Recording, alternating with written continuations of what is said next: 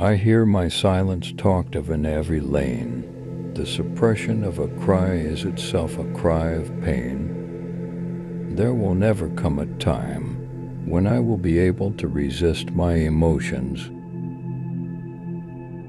Think of your many years of procrastination, how the gods have repeatedly granted you further periods of grace, of which you have taken no advantage. It is time now to realize the nature of the universe to which you belong, and of that controlling power whose offspring you are.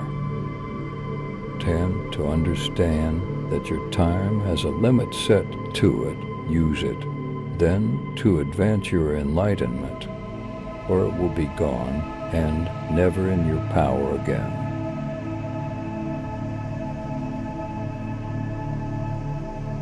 Feeling too much is a hell of a lot better than feeling nothing.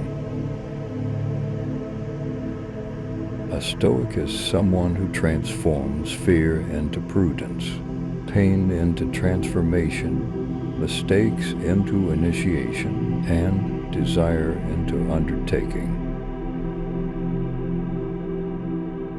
Complaining does not work as a strategy. We all have finite time and energy. Any time we spend whining is unlikely to help us achieve our goals, and it won't make us happier. Until we have begun to go without them, we fail to realize how unnecessary many things are. We've been using them not because we needed them, but because we had them.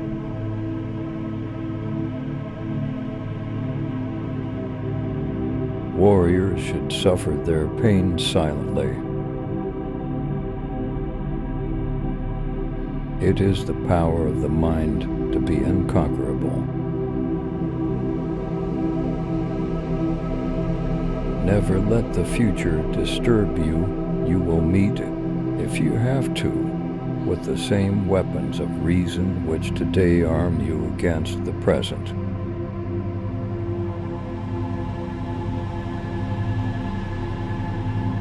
If you are distressed by anything external, the pain is not due to the thing itself, but to your estimate of it, and this you have the power to revoke at any moment.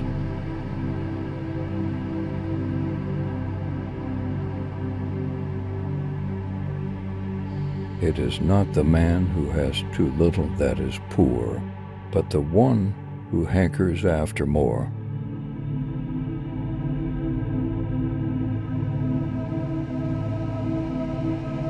Stop wandering about. You aren't likely to read your own notebooks or ancient histories or the anthologies you've collected to enjoy in your old age. Get busy with life's purpose. Toss aside empty hopes. Get active in your own rescue if you care for yourself at all, and do it while you can.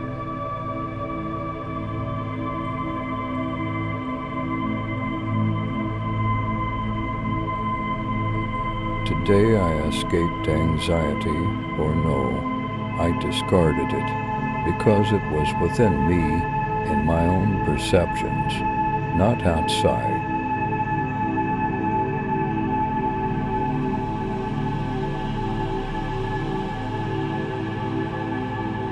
Waste no more time arguing what a good man should be one.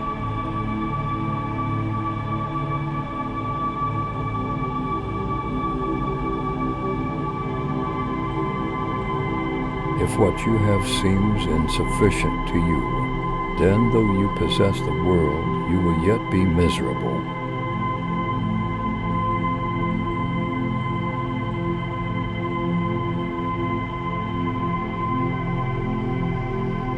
In your actions, don't procrastinate in your conversations. Don't confuse in your thoughts. Don't wander in your soul. Don't be passive or aggressive. In your life, don't be all about business.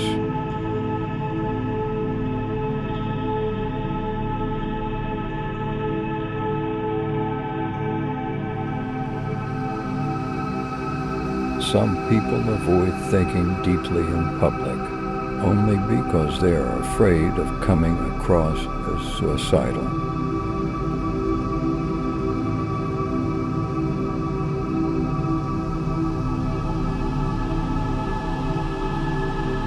It is more necessary for the soul to be cured than the body, for it is better to die than to live badly.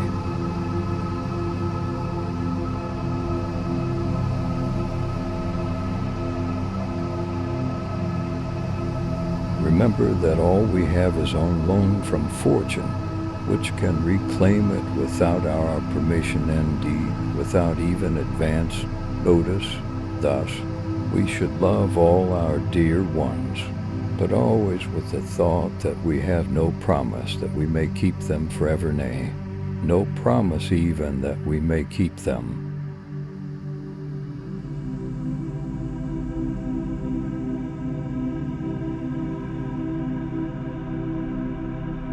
Here is your great soul, the man, who has given himself over to fate. On the other hand, that man is a weakling and a degenerate who struggles and maligns the order of the universe, and would rather reform the gods than reform himself.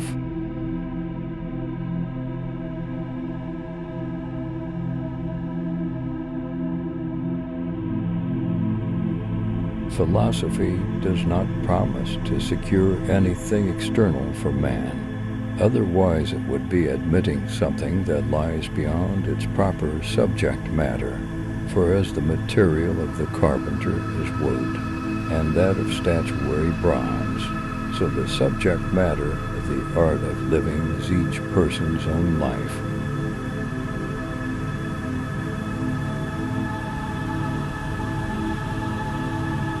Concern should drive us into action and not into a depression. No man is free who cannot control himself.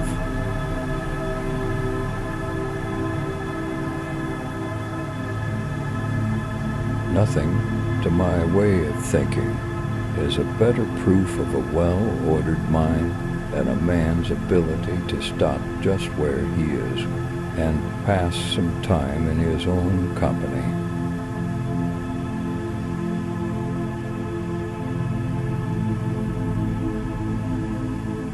I've come to the point where I never feel the need to stop and evaluate whether or not I am happy.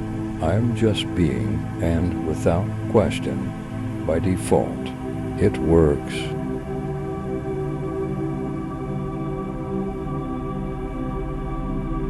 And why should we feel anger at the world, as if the world would notice? Choose not to be harmed, and you won't feel harmed. Don't feel harm, and you haven't been. It's time you realize that you have something in you more powerful and miraculous than the things that affect you and make you dance like a puppet. External things are not the problem. It's your assessment of them which you can erase right now. If it is not right, do not do it. If it is not true, do not say it. We are more often frightened than hurt, and we suffer more in imagination than in reality. No person has the power to have everything they want, but it is in their power not to want what they don't have, and to cheerfully put to good use what they do have. Nothing, to my way of thinking, is a better proof of a well-ordered mind than a man's ability to stop just where he is and pass some time in his own company.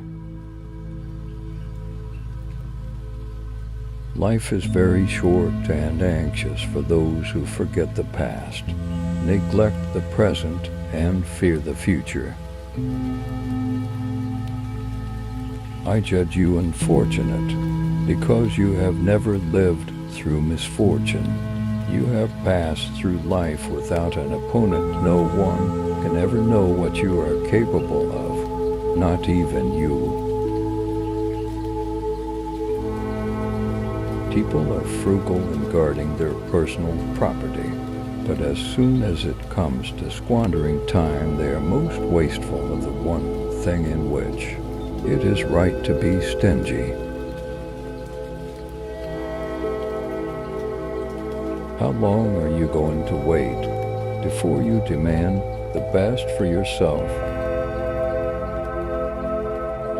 First, say to yourself what you would be, and then do what you have to do.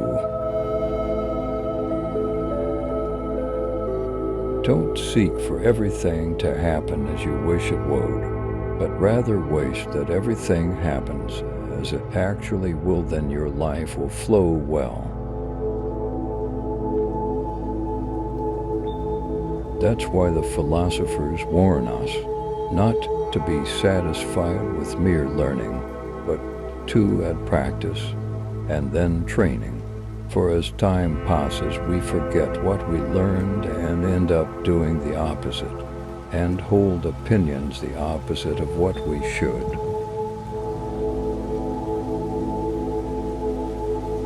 Curb your desire. Don't set your heart on so many things, and you will get what you need. The chief task in life is simply this: to identify and separate matters so that I can say clearly to myself which are externals not under my control, and which have to do with the choices I actually control. Where then do I look for good and evil, not to uncontrollable externals, but within myself to the choices that are my own. Don't explain your philosophy, embody it. If anyone tells you that a certain person speaks ill of you, do not make excuses about what is said of you, but answer, he was ignorant of my other faults, else he would have not mentioned these alone.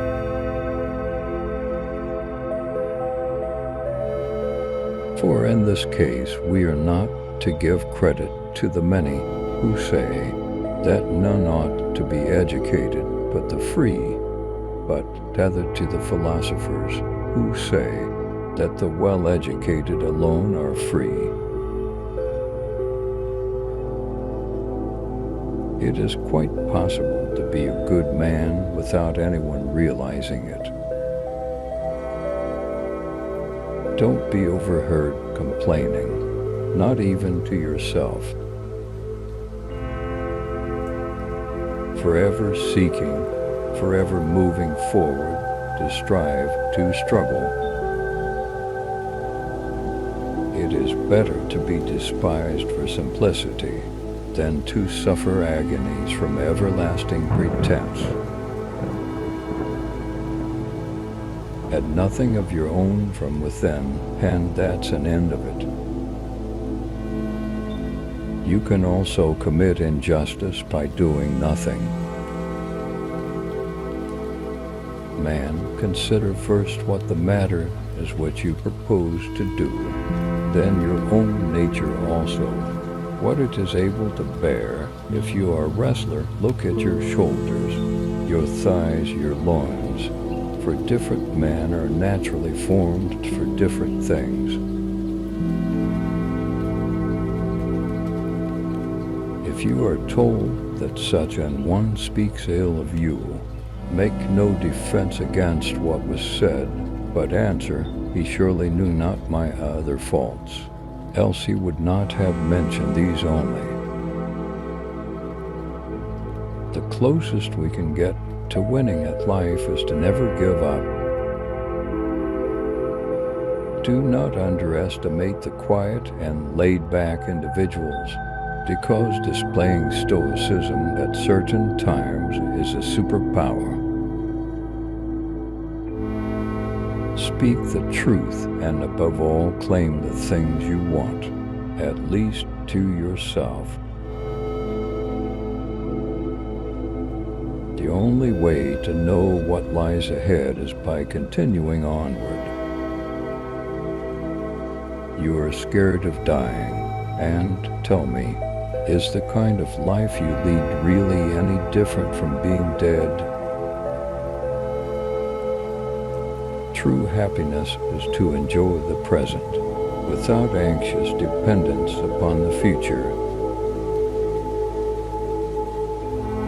Every life without exception is a short one. You never know what will be the consequence of misfortune, or you never know what will be the consequences of good fortune. Associate with those who will make a better of man. Welcome those whom yourself can improve. Men learn while they teach. Kindness has become so rare that it provokes perplexity about what's sincere and what's deceitful. Having in mind not how bravely I was capable of dying, but how far from bravely he was capable of bearing the loss, I commanded myself to live. Thinking of departed friends is to me something sweet and mellow, for when I had them with me it was with the feeling that I was going to lose them, and now that I have lost them I keep the feeling that I have them with me still. For when you have subjected to externals what is your own, then be a slave and do not resist, and do not sometimes choose to be a slave, and sometimes not choose, but with all your mind be one or the other. The part of life we really live is small, for all the rest of existence is not life, but merely time. Be careful to leave your sons well instructed rather than rich, for the hopes of the instructed are better than the wealth of the ignorant.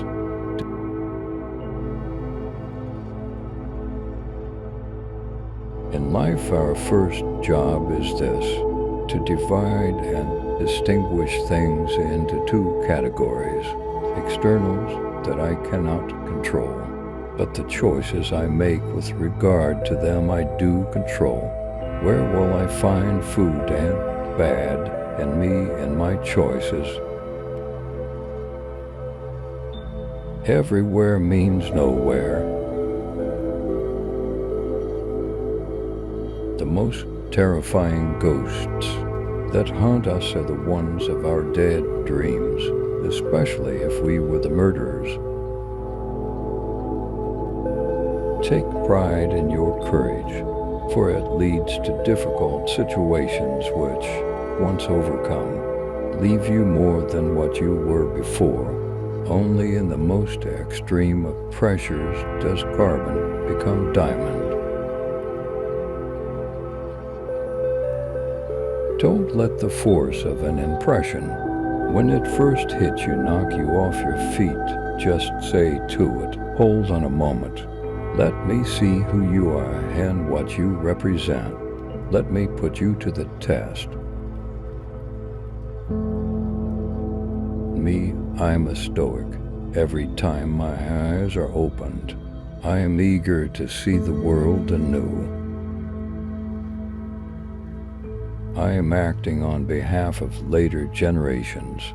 I am writing down a few things that may be of use to them. Every hour of the day, countless situations arise that call for advice, and for that advice we have to look to philosophy. It's only when you're breathing your last that the way you've spent your time will become apparent. I accept the terms and feel no dread of the coming judgment. It was the first and most striking characteristic of Socrates, never to become heated in discourse, never to utter an injurious or insulting word. On the contrary, he persistently bore insult from others, and thus put an end to the fray.